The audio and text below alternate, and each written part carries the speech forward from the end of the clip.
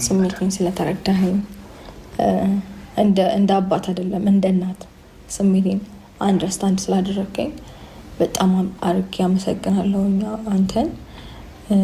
ሲቀጥል ደግሞ እንደዚህ አይነት ነገሮች ካሁን በኋላ እኔ እንዲፈጠሩ አልፈልግም።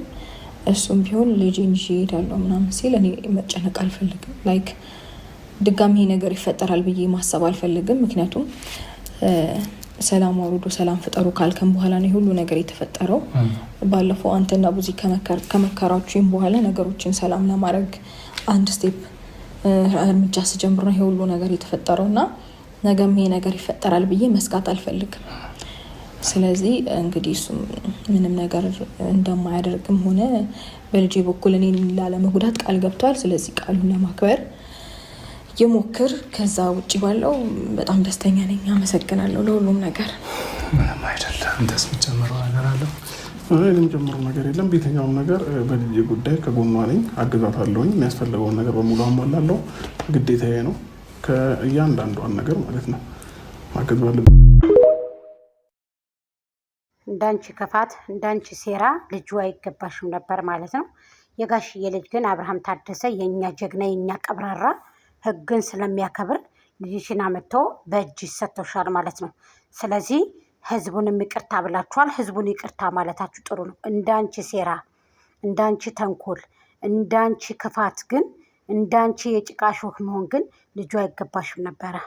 እሱ ግን ህግን ስለሚያከብር በትትና በወግ በማድረግ አመጥቶ ሰጥቶሻል ማለት ነው። ስለዚህ ህዝቡንም ደግሞ ይቅርታ ማለታችሁ አብርሃምም እንግዲህ ይቅርታ ብሏል። የኛ ቀብራራ የኛ ጀግና። አዎ ለህዝብ ክብር ከሌላችሁ ለእናንተ ለራሳችሁም ክብር የላችሁም። ገባችሁ? የህዝብ ለእናንተ መሰላል ስለሆነ እኔ ደጋግሜ ተናግሬዋለሁ። ህዝብን አታስቀይሙ፣ ህዝብን አትዋሹ፣ ስትዋሹም ደግሞ በልክ ነው ብዬ ተናግሬ ነበር። ከይቅርታ የበለጠ ምንም ነገር የለም። ይቅርታነት ደግሞ ትልቅነት ነው። ይቅርታ ትልቅነት ነው። ህዝቡን አምታታችሁታል፣ አጋጭታችሁታል፣ አባልታችሁታል። ሁለቱም እንዲጋጩ አድርጋችኋል።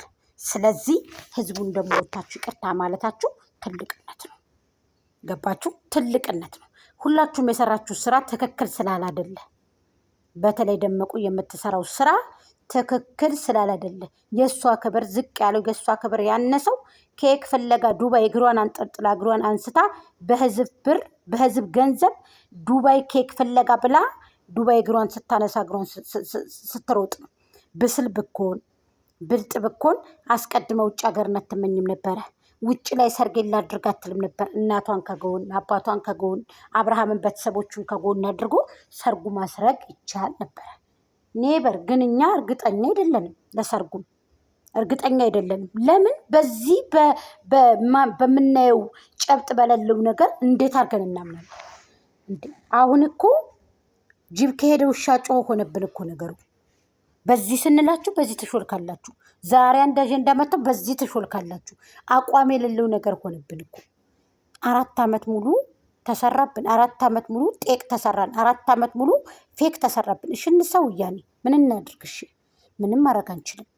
ስለዚህ ያው እንዳንቺ ክፋት አሁን ሀቂቀትን እንዳንቺ ክፋት እንዳንቺ ሴራነት ልጁ አይገባሽም። እውነት ለመናገር ማምጣትም የለበትም ነበር። ግን እሱ ትትና ያለው ልጅ ጎበዝ ጠንካራ ስለሆነ ያው ህግን ስለሚያከብር አመጥቶ ሰጥቶሻል።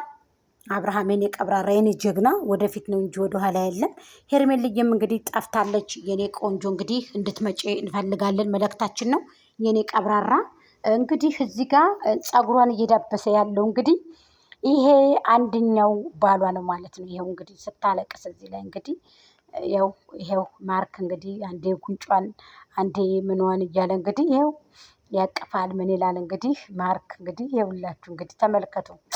አይ ሽሩሩ ሽሩሩ ሽሩሩ ሽሩሩ ሽሩሩ አይዞሽ አይዞሽ አታልቅሽ። ብዙ አልቅሰሻል፣ ብዙ እምባሽ ፈሷል። አሁን ላይ እምባሽ ደርቋል፣ እምባሽ ይናፍቃቸዋል እያሉ ነው አሁን ላይ በጎች ስላሉሽ ብቻ ማለት ነው። ያንቺ በጎች አይዞሽ አይዞሽ አሉልሽ።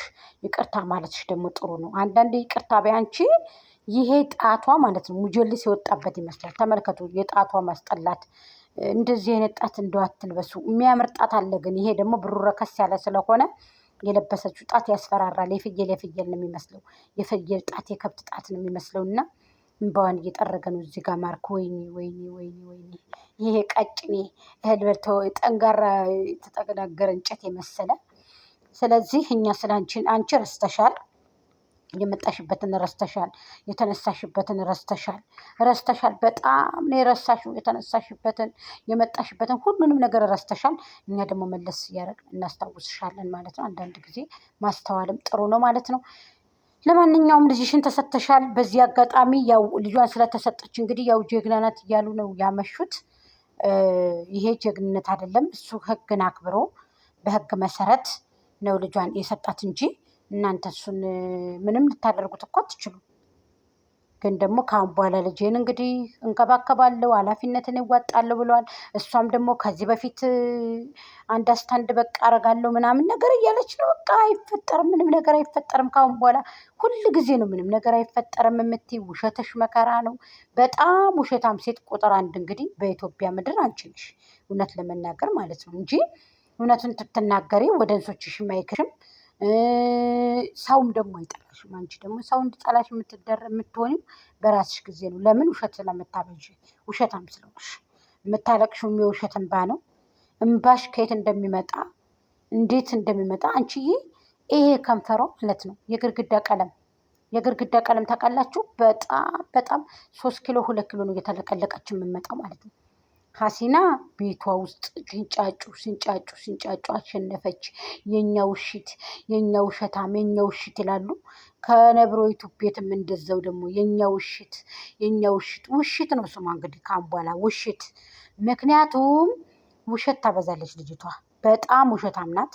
አንደኛ አስመሳይ ናትኝ። በጣም አስመሰለ የምታደርግ ናትኝ። ግን ፈጣሪዋን አፈራም። ማተብ የላትም። ማተቧን አሁንም ደግሞ በጥሳለች። በጣም ያሳዝናል። ጉድ አለመማር አገዳ ለአገዳ ቁረን ለቁረን አለ የሀገሬ ሰው። አይ እሪ በል አማራ እሪ በል ሳይንት አጥንት የሌላለች እንደ ቀይ ሽንኩርት አለ። አያለመታደል አለ እኮ። ምን አይነት ዘበን ነው? የተንገላቢጦ አባቱን ደፈረው ልጁ ተቀምጦ ይልኝ። እና አንዳንድ ጊዜ እንደው ገምቱት እያያችሁ እየበላ የሰው ልጅ ጫው በርበሬ እየበላ ማስተዋል ከተሳነው በጣም ከባድ። ስለዚህ በጣም የከበደ ነገር ነው እና እያስተዋላችሁ ተራመዱ። ሄርምዬ ደግሞ ነይ ቶሎ በጣም ናፍቀናል። የኔ እናት እንድትመጪ እንፈልጋለን። ንፍቅ ድክም ንፍቅ ነው ያለው የኔ ውድህት የኔ ሄርሜላ ሄርሜላ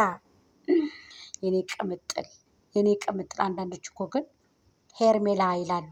ሄርሜላ ተመልከቱ። ሄርሚሻ ሄርሜልዬ የኔ ቆንጆ የኔ ቀብራራ ማለት ነው። ንገሺ በሚዲያው ማለት ነው። ለማንኛውም ነይ ቶሎ በጣም ናፍቀሽናል የኔ ውድ። ስለዚህ በነገራችን ላይ ጥላ የያዘችው ሄርሜላ ናት። አበባም የተጎናጸፈችው እሷ ናት ማለት ነው። እንግዲህ ደመቁ ምንም ነገር አይፈጠርም ብላ ደግሞ ቃል ገብታላችኋል። ጠብቋት እንግዲህ ደግሞ ነገ ከነገ ወዲያ ደግሞ ሊጥ በቀጠነ ብላ ይዛ እስከምመጣ ድረስ እንጠብቃታለን። ያንቺ ውሸት አያልቅም። ህዝቡ ላይም እየተጫወሽ ነው። ውሸትሽ አላልቃለ። ውሸትሽ ማለቂያ የለውም። ደከመን ሰለችን። ላይክ፣ ሼር፣ ኮሜንት፣ ሰብስክራይብ እያደረጋችሁ ሀሳብ አስተያየታችሁን አስቀምጡ።